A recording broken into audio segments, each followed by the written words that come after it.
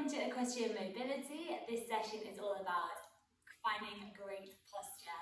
So whether it's on the horse or when you're out of the saddle, hopefully you'll find yourself sitting up nice and tall and standing really straight. Okay, so today we just need a mat, if you've got one. If not, don't worry, you can use your carpet. And then we're going to start sitting down cross-legged, and if you find that comfortable, if not, you can kneel.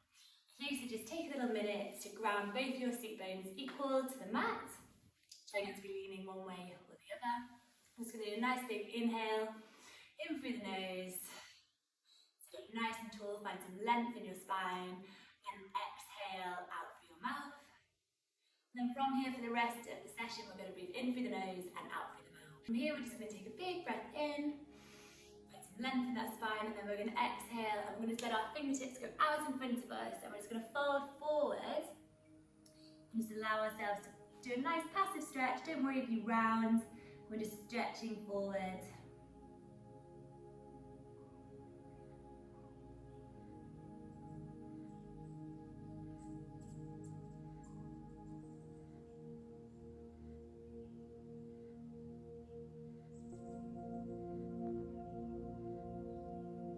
That's it, then you're going to work your fingertips round to the left until they go over the top of your left knee.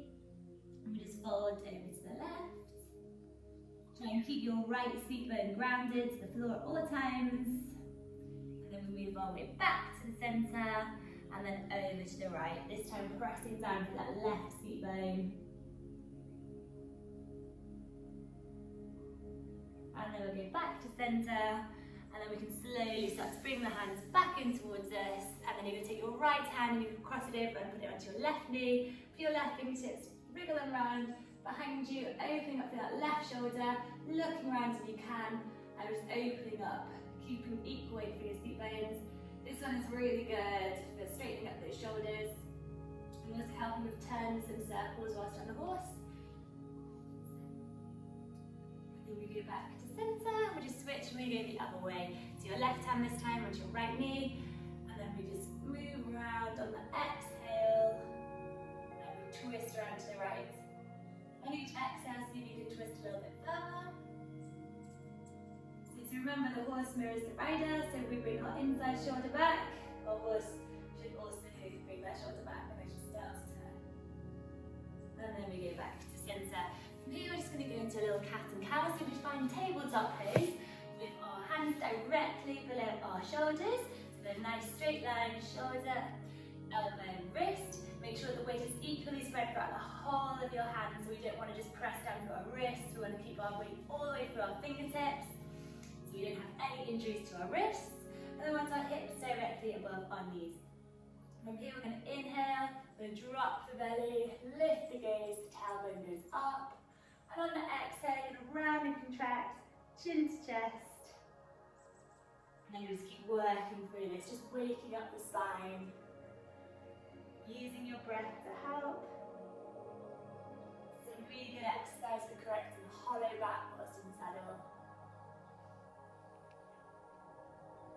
Just do a couple of rounds of these, making sure as we go that the weight's not going back into your wrists.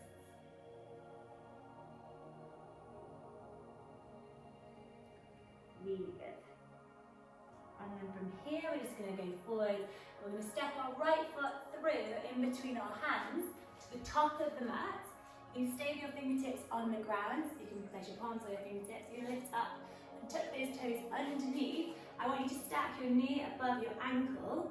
And then from here, you're going to bring it up and you're going to go with your palms together at your heart.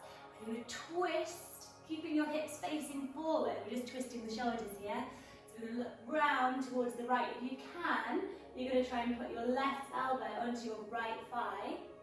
Watch you're not opening up through that right thigh. So we just look around again, twisting really good.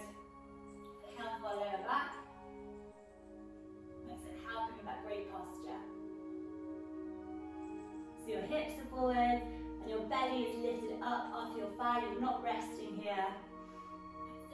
From here, you're just going to place your left palm down onto the ground.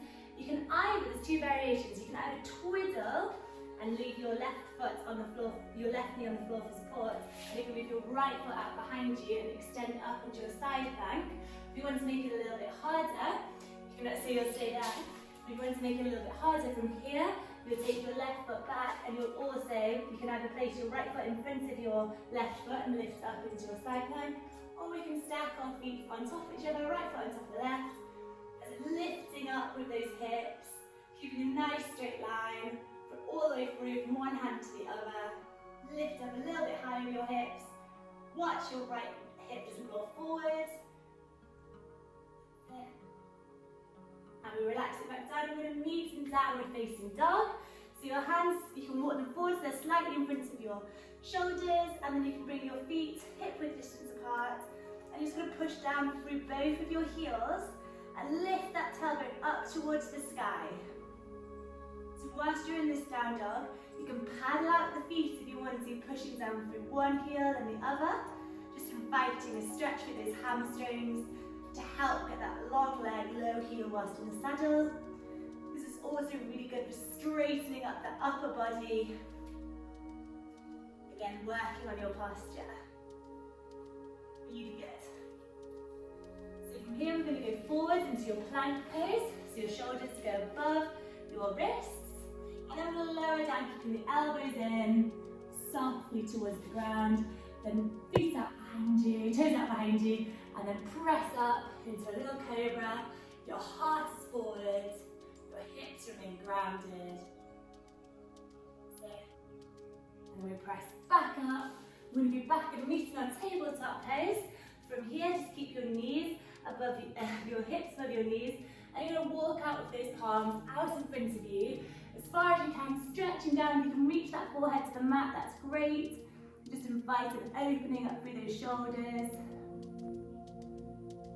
Nice big inhale and exhale. See if we can go a little bit deeper.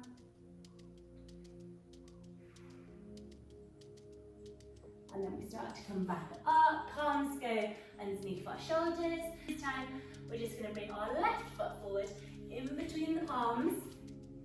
That's it. Keeping that right foot out behind you, tuck the toes under. So just sink down a little bit deeper.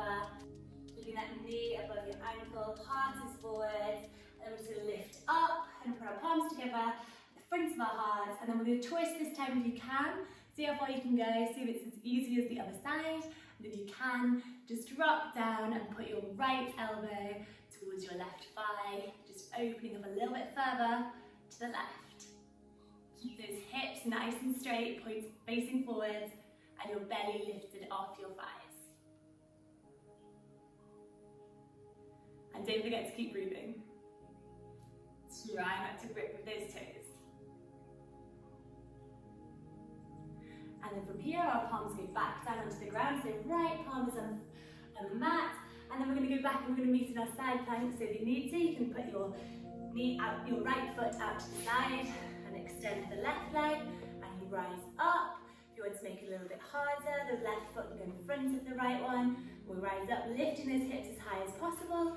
And if you want to meet in true side plank, we can stack one foot above the other. So making sure our hips are nice and level, watch it not tilted forwards, and lift up as high as you can with those hips. Really good. Keeping that core engaged. And then we relax back down, looking down towards the mat. And we move back into a downward facing dog, pushing down your right heel, then your left. Really good. And then we can just let our knees come down towards the mat. Knees can stay together, big toes together. Push those hips onto your heels, arms are forwards, and we just fall down, allowing ourselves to melt towards the mat. And our forehead can rest on the mat.